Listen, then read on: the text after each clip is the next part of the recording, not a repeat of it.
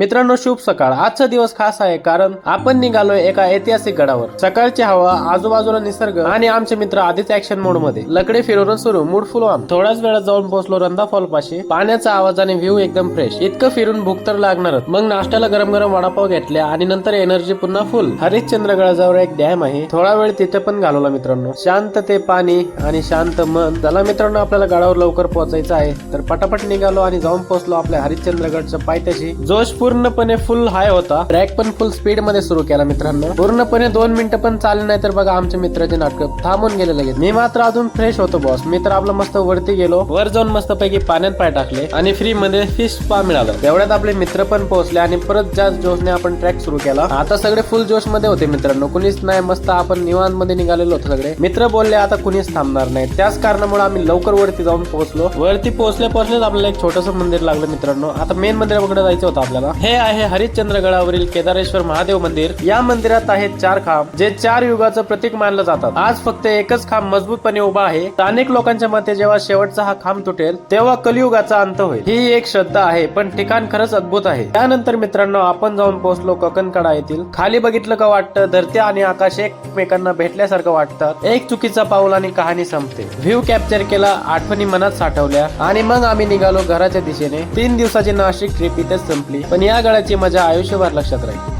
भेटूया पुढच्या व्हिडिओमध्ये. Bye bye.